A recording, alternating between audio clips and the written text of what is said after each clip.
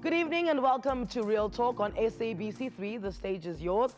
Prepare to be inspired, motivated, and to have all your preconceived notions that success is impossible shattered today.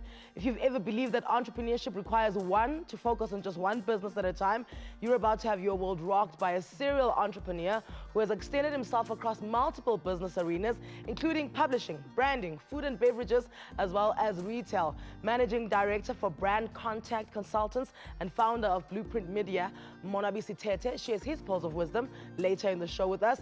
Plus, meet the businesswoman, author, and global motivational speaker who was handpicked by Sir Richard Branson to work for him. Sibulele Sibaca will join us a little bit later.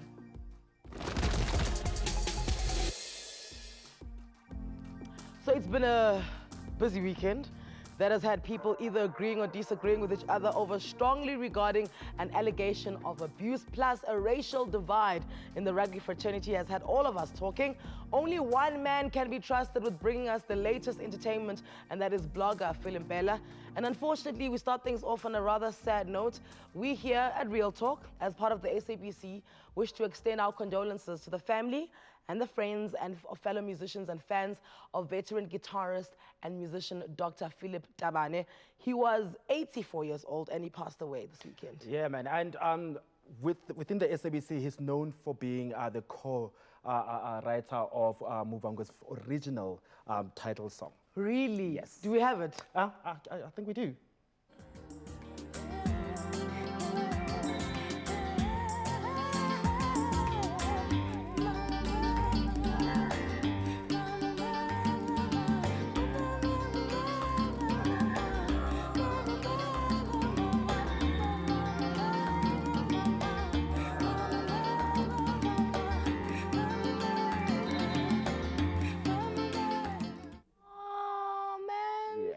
I remember that song, Glenn Lewis. I even forgot you on Muvango. You better come here and explain yourself.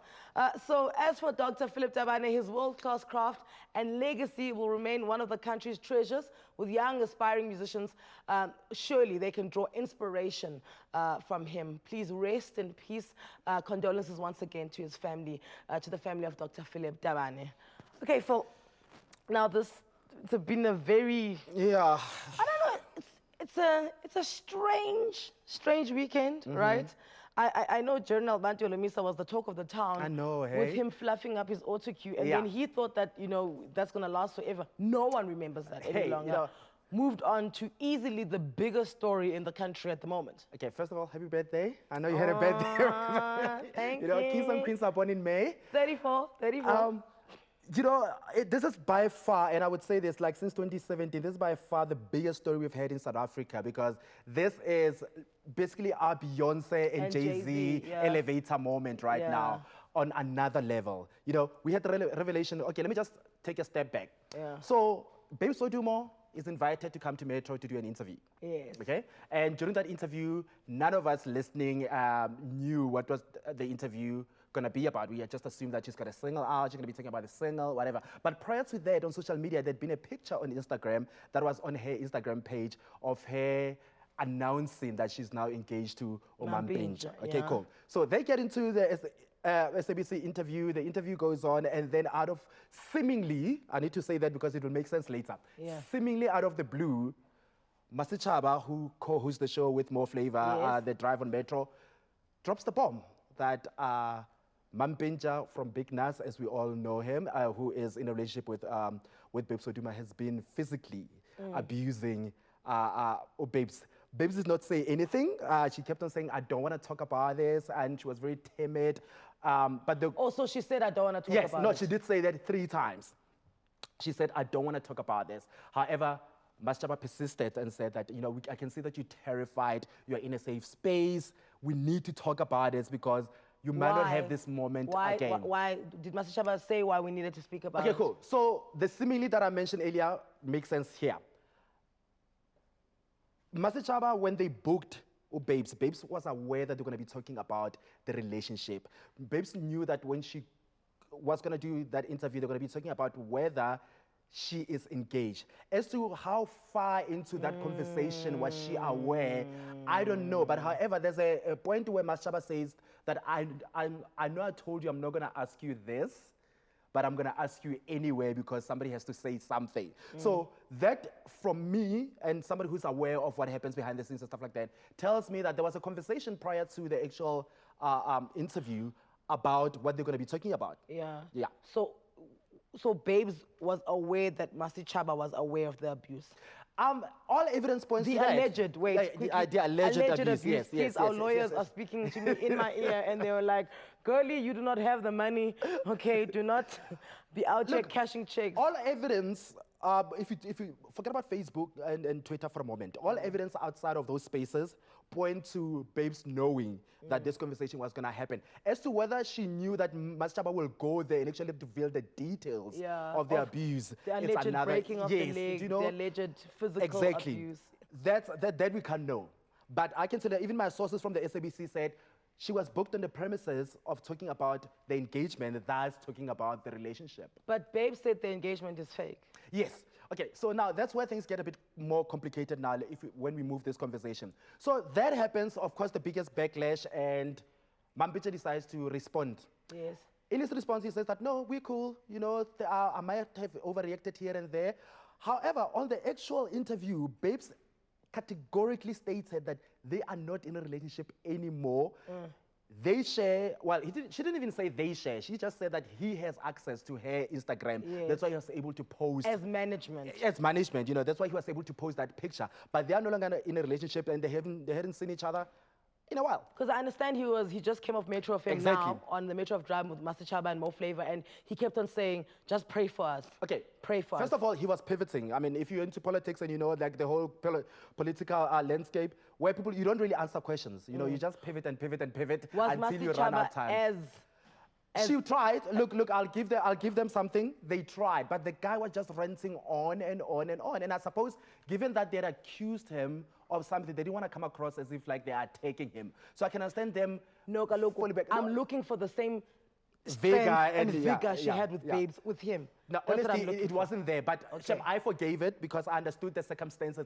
This is his moment, his right to reply. Allow him as much moment as he can so that he doesn't go away and say, I wasn't able to say this because they kept on interrupting me or they didn't want me to talk about it. You know what I mean? So that I forgive. But the interesting thing about what he said is that the man is refusing, even though Babes has said that they are not in a relationship anymore. He's refusing to acknowledge that. Which in itself is still in a relationship, and I found that very creepy. Which in itself is a very big flag of abuse. The fact that you are not taking no, we're not in a relationship for an answer. But we do have a right of reply from Mampincha, because obviously the entire weekend was centered around, you know, what Babes had said on Metro FM. And it's only fair that we hear from him. We're not taking sides. We're just saying it's only fair that we hear from both parties. And I'll let you know what I think about, you know, this entire debacle after this. Yeah, ngibhlungu kakhulu, inhliziyo yami ibhlungu kakhulu. Lento nje ukuthi iyabonakala sinesandla sesithathu because si right no Babes whatever makufaka kakhulu inkinga zothando nama relationship. Ekho umuntu ongena inkinga ku relationship yakhe kodwa ngandlela sebebeka ngayo izinto zeyibhakela imbongozini nokuphoka emlenze ngivele ngaba lot because nawe uxakekile uBabes ukuthi imlenze ayiphuka kuphi ibhakela kanjani because angisiyona imonster uyangazi naye. Okay. First things first, this notion that you have to be a monster to abuse your wife or your girlfriend is exactly what makes people say, Ubani, Phil. No, Phil is so sweet. Phil would never do that. Yeah. That whole thing that you think people who beat up their partners walk around like this and they walk around with guns, that needs to go away. It's the normal guy. It's my brother. It's your husband. It's your ex-boyfriend. It's your boss. It's everyone around you. And that's what we need to get to first. And then I really feel it's a sensitive matter. Yeah. And, you know, just because you're famous, it doesn't mean that your heart needs to break on a public platform. Okay. You know, I'll even speak for myself. I've been through some very sensitive things that I'm glad they didn't get out because I wouldn't be able to. And you know, you can't force strength on people. And I'm a pretty strong individual, but even I know that there are some things that I just wouldn't be able to play out on a public platform. And then, you know, we know things about each other as celebrities. And yes, I'm going to call myself that. You can crucify me for that later if you don't believe I am. But we know very sensitive things about each other. Yeah. I mean, the A-list of A-list in this country. I have some very deep things that I know about them. And they come onto the show, and if I do not concoct the questions to lead you to a place of comfort, and then you can then tell the story, then I'm the one who didn't do my job that day. And I must allow it I must give it to somebody else to cover another day, or maybe if you come back one day. Okay, cool. Now, on a human level. Yes. Now we're moving it from a professional level to a human level. At what point, if you are aware of something, do you speak out if the other person, because, the most amazing thing that I learned during my, education about femicide and women abuse is that somebody said to me once, Phil, what you don't understand is that the perpetrator is protected by everybody. At all times. From the victim, from the family, to the police, to the law. Like the perpetrator is protected at all levels. So it's very hard for the victim to be able to speak out for themselves. So sometimes they do need that nudge. So at what point? Does it have to be on a national platform? Okay, see, The nudge. I don't know, but Because once again, on a professional level, that was engaging, compelling, amazing radio.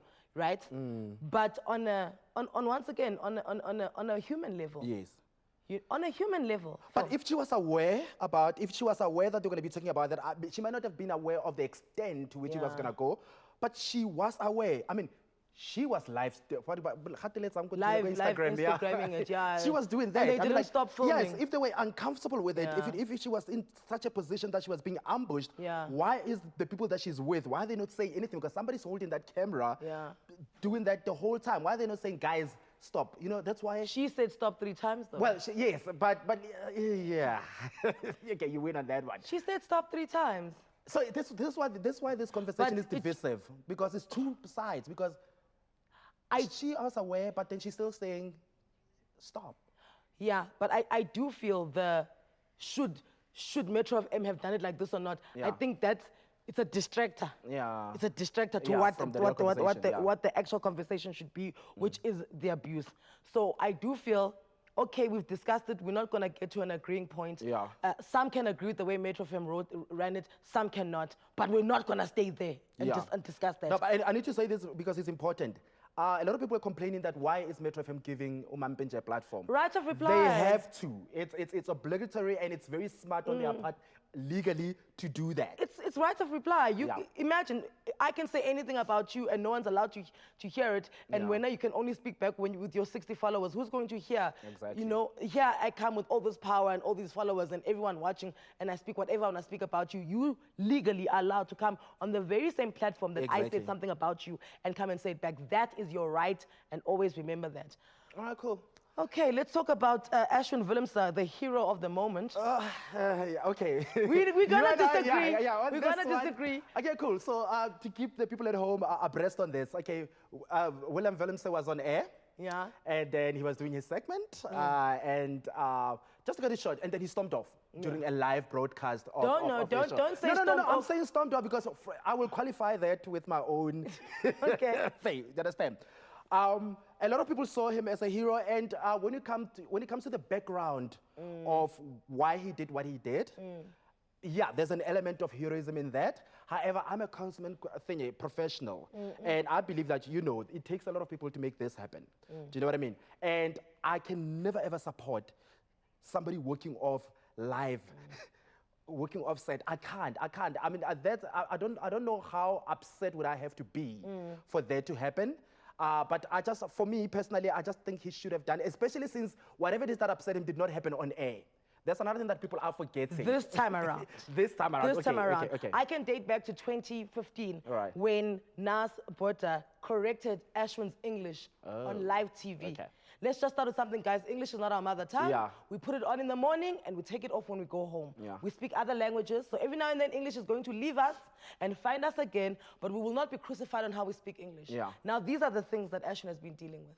But he didn't work out then. I mean, like right now. Look, it builds up. I know, but now. Phil, have you ever worked in corporate SA? No. Were you constantly undermined because of the color of your skin? Well, yeah. This is why, and if you look at, I mean, I was even reading a thread, Sihle Bolane, the PR girl, and she was speaking about, her time at a retail bank and the stories. And, I have so many people who've been through that, my friends and everyone. So the reason he's a hero is because so many people have remembered being undermined like that. Yeah. And you know what his point was like, I was deemed a quota player, Yeah. but Ashwin was good. Yes. Ashwin was good. He Yeah. deserves to be on that stage more than as anyone Yeah. else deserves to be. And Nas Botha and Nick Mellett, where are their Yeah. World Cups? Yeah. Ashwin's got one. Yeah. Do you know what I'm And saying? they came from the apartheid era sports Yeah. that right now we cannot Yes. really like, you know. So, I hear what you're saying, Yeah. that, now the crew, everyone's walked off, and the presenter handled it very well, Yeah. but I think it's well within his right, and I want to see how the broadcaster's going to handle it, because Yeah, this is no, going to we'll be see. very telling. No, but everybody's taking it very seriously. The government Yeah. is involved now. The broadcaster has sent out a statement. We'll see how it pans out. I don't know how quickly the government should have got involved, but that's a discussion for another day. Yes. We are out of time. This has been Alright, very cool. riveting, and I'm pretty sure the tweets are coming in either hating you or, Oh, of course or they're gonna hate hating me. We're used to it. As long as we can have a conversation. Thank you so much to Phil Impela for bringing us up to speed with some of the most important issues from the weekend.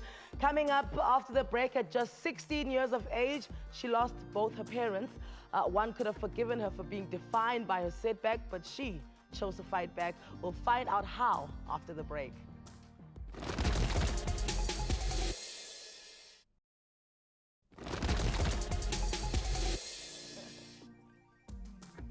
You're on SABC 3, where the stage is yours. Welcome back. You're with Real Talk with me, Anele Mdoda. In an ideal world, we would all be born into a space that provides equal opportunities. But in the real world, people have all kinds of unfair circumstances thrown at them.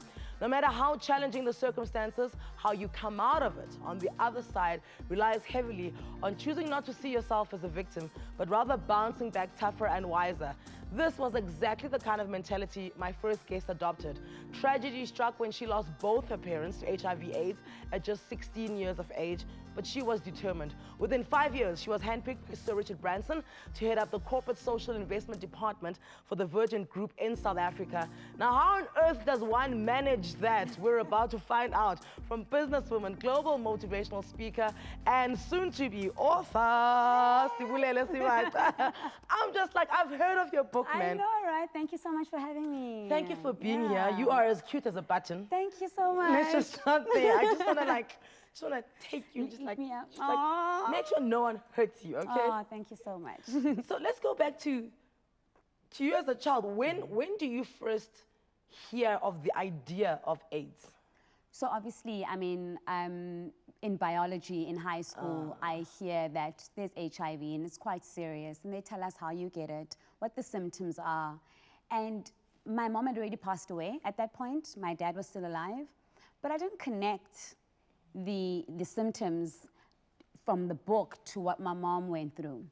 Also because, it was kind of taught in a way that you get it through unprotected sex. And so I didn't think or connect my parents to unprotected sex.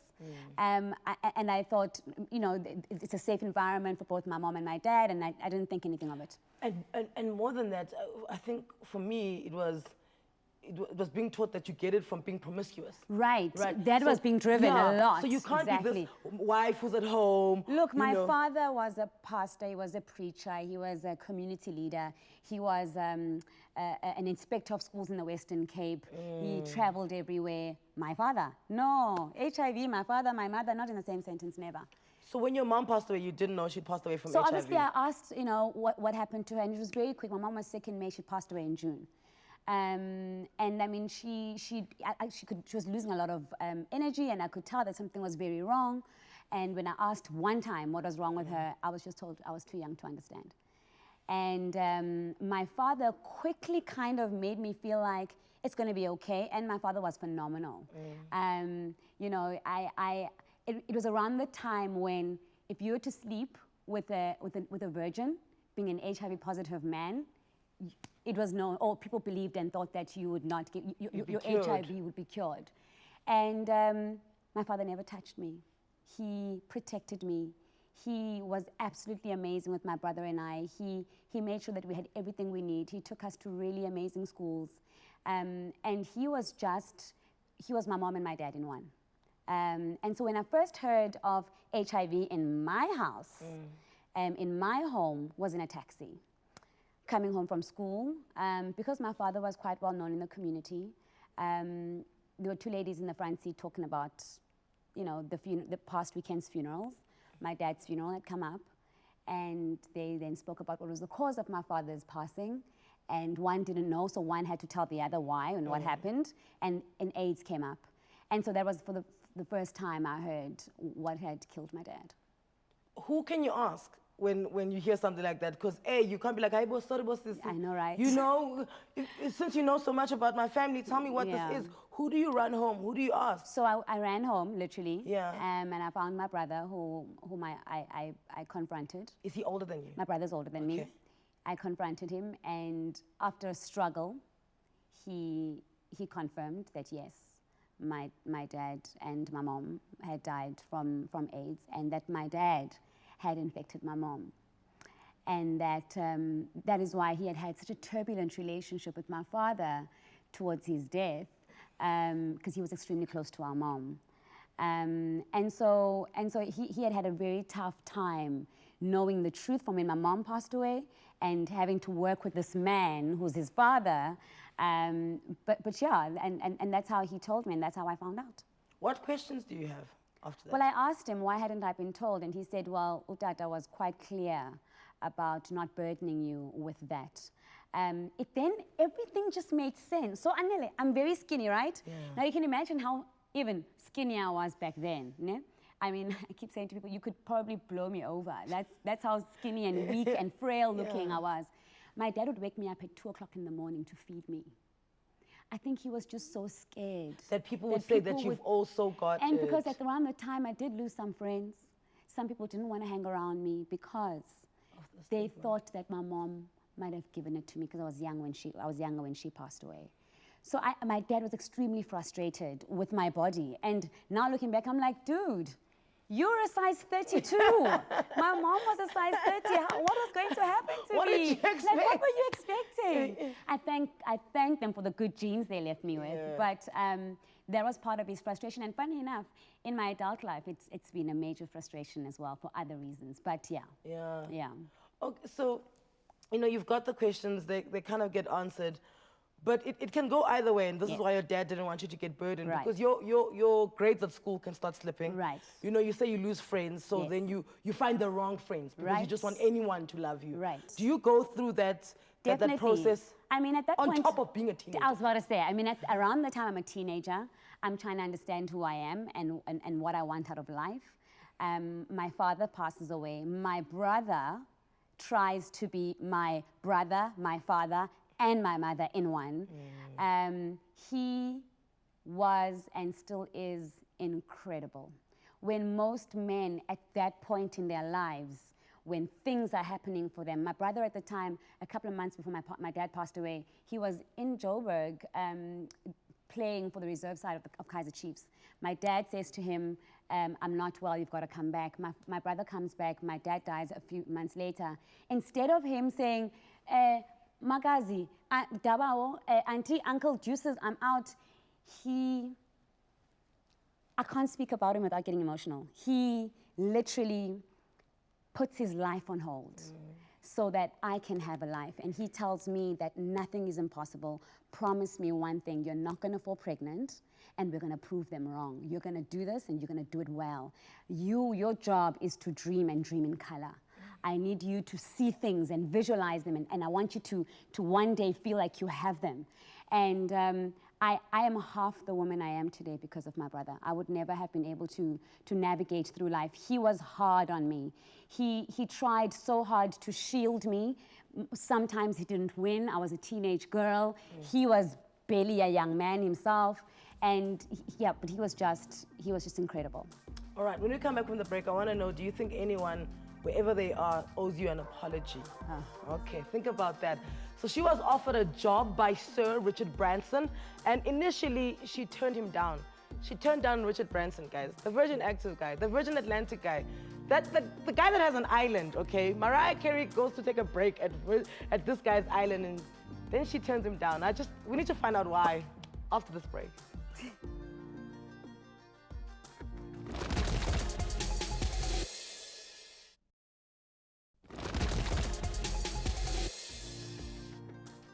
And welcome back to SABC 3. The stage is yours. You with Real Talk with Anele, and we are in the middle of a fascinating conversation.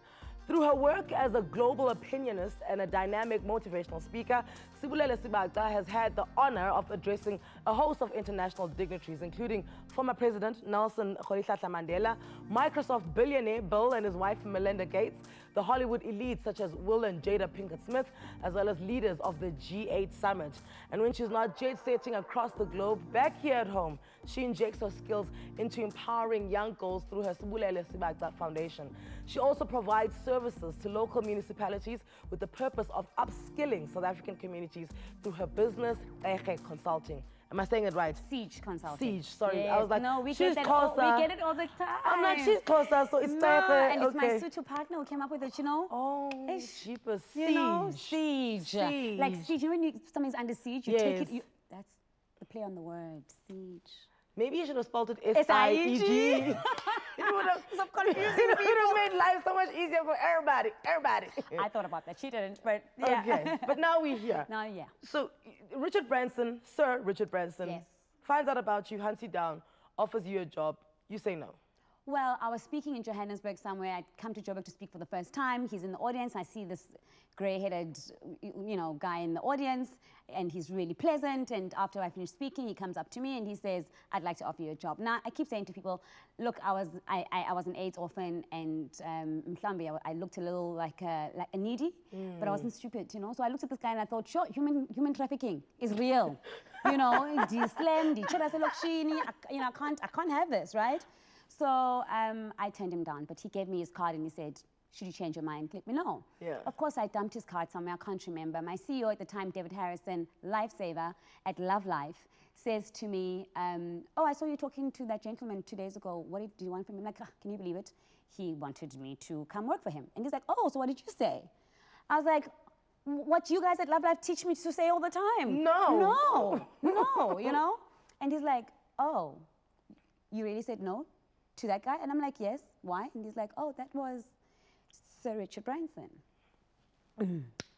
So I knew the name, you know. This was before the era and the phenomenon of social media. To quickly go on Google was not the thing to do, you know. So I was like, Sir Richard Branson. And he's like, yeah, Virgin everything. You just said no to Virgin alles, konke, you know. You can't even go to the gym anymore. You know, Anele, I was in shock. Of course, I tried to find the card, I couldn't find it.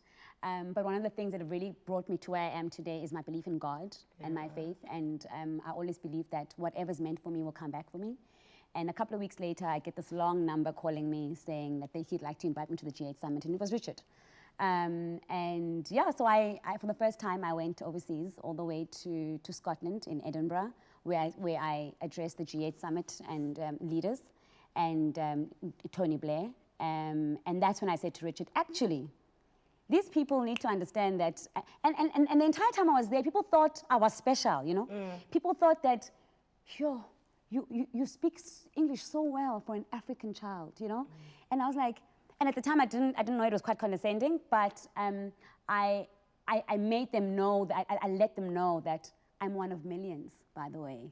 Sibaninzi, there's so many of us who speak so well and we are confident. And in fact, we are tired of you guys dishing out the aid. We want to be part of the solution. And that's when I said to Richard, in fact, let me take your job. I don't know where you want me to be and what you want me to do, but let me do it, because I think the world needs to know that South African young people are done with being done by people who feel sorry for them. Now we want to be part of the solution. And we're more worldly than they think. I mean, a couple of weeks ago, there was a conversation about me in an international boardroom, and somebody said, well, we can't have her as the ambassador because she's a little schnazzy. And somebody in the room says, but they're all schnazzy. Yeah. What, did you want her frail and limping and looking like she's about to fall over? Oh, because she needs to look poor and she must be dressed in animal loin cloths and so. And like, no, they're she all must like have this. A fly on her face. And she must be in a queue. She can't match you on an intellectual level. No, and she had to say, no. Not all of them are like this, but they are like this. Yeah. A lot of them are like this. So that's when I took the job.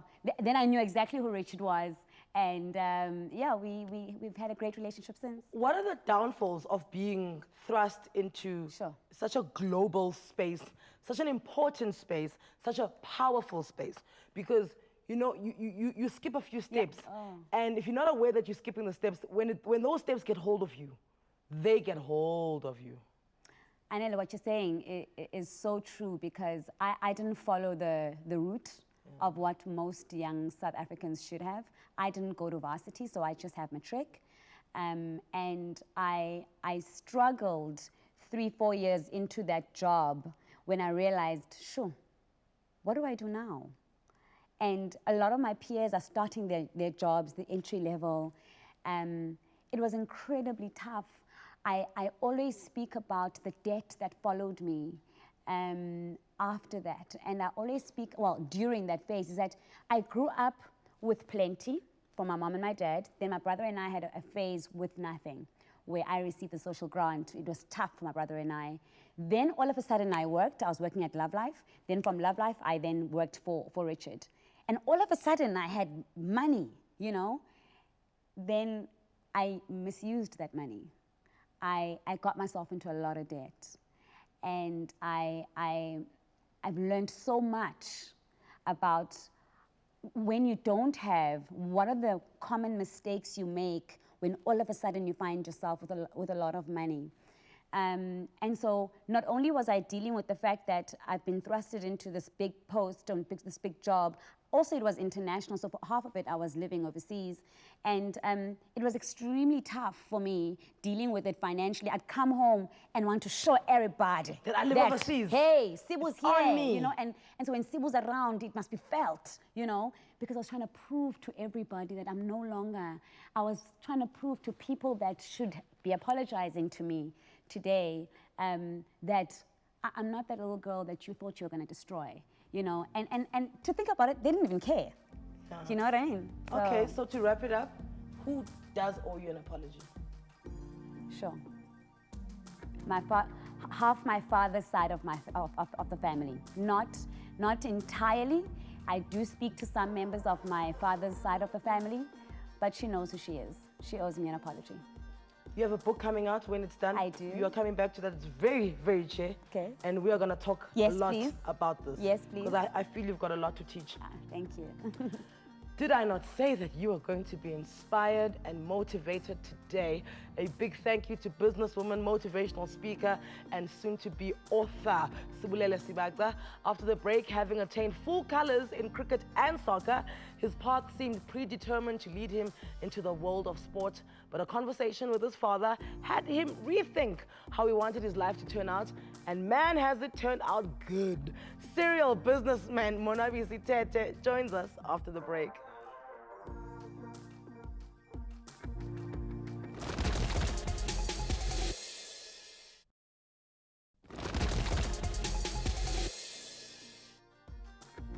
Welcome back. This is Real Talk with Anele on SABC 3. The stage is yours.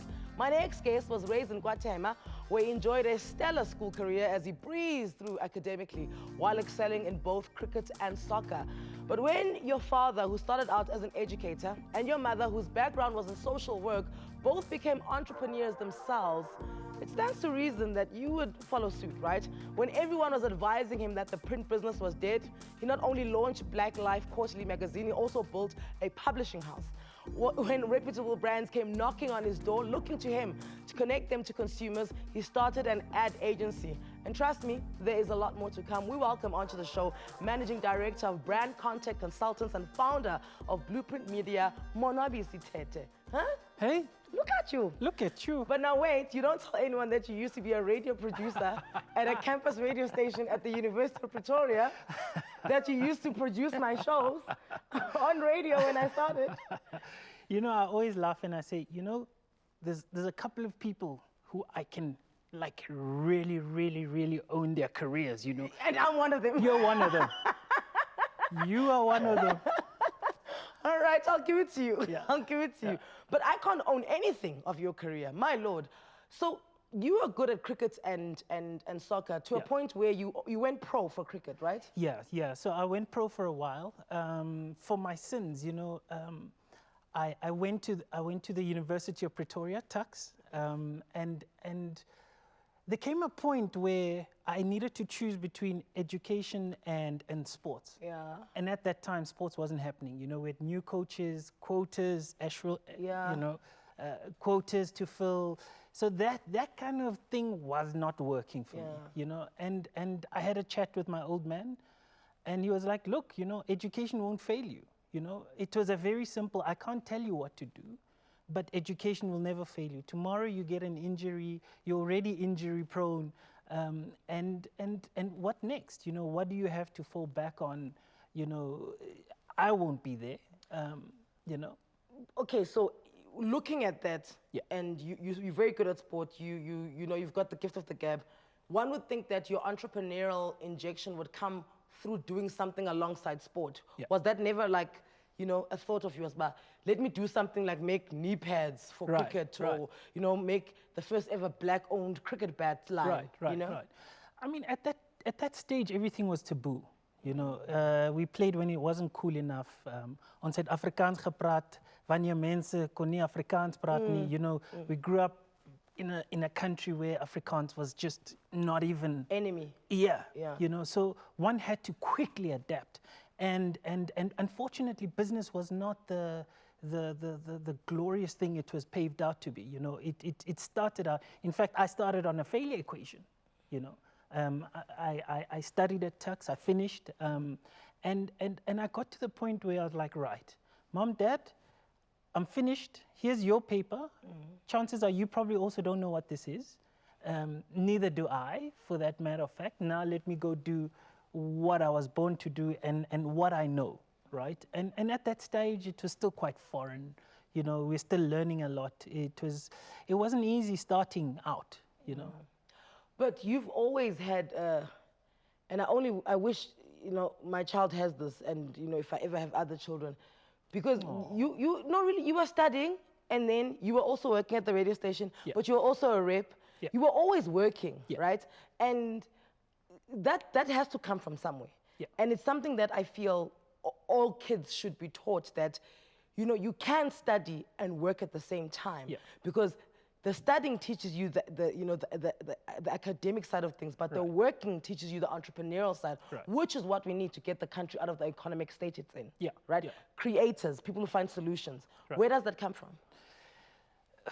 I can only say it comes from above. I can't claim it, unfortunately. It's something that you don't plan on doing, but for me, if there's one thing that we as men were promised, was work, occupy. You know, if I look at, you know, the Bible, and it said Adam occupied, right? He worked. So in terms of earnings, I wasn't guaranteed that. I was guaranteed to work the garden. So for me, I take it as primitive as that, to say, you know, working gave me a certain understanding of what was required of me, full-time. Studying gave me full-time as well, gave me an understanding of what was required for varsity, because a lot of people, you know, for me, start and then they'll stop it and then they'll start again, and I'm bored with that, you know. I think the discipline was, when you start something, you finish it, whether you like it or not. Just like what we teach our kids. You start a meal, right? Finish it. See it through. See it through. And that's the discipline that is required, both from a corporate perspective and even from a student or a studious perspective, is when you start something, you finish it. So you've started a lot of things. I don't know how much time we have, but walk with me on this journey. Right. You know, you've got 9 restaurants now and counting. You know, you've got the publishing house, and you started a black magazine. Have you ever been scared to start off any of these? Funny enough, all of these things were started on a failure equation. So the publishing, I thought, so we know there's Caxton, there's Media 24, there's this and this publishing house. So if I took away all the business that they didn't want, that they were turning away, maybe I could be someone. So, you know, I always tell people that, you know, it's not, the hardest part is getting started. Yeah. You know, it's that first 3 months. It's the first 3 years. Yeah. You know, in food and beverage space, you know, in restaurants, for example, they say if you haven't survived the first 1,000 days, then you don't exist. So that tells me 1,000 days for me is 3 years. So give yourself a chance to kind of build towards that, you know, because Tina, we start something 3 months down the line, I'm looking at rent. I'm looking at this, you know, and it doesn't really allow you or give you the time to build something. I'm keen to know what type of structures one has to set up around themselves when they can survive that first 1,000 days. There is one other side to Monwabisi that he doesn't always broadcast, which we will get into with the 1,000 days after the break. Come back to us.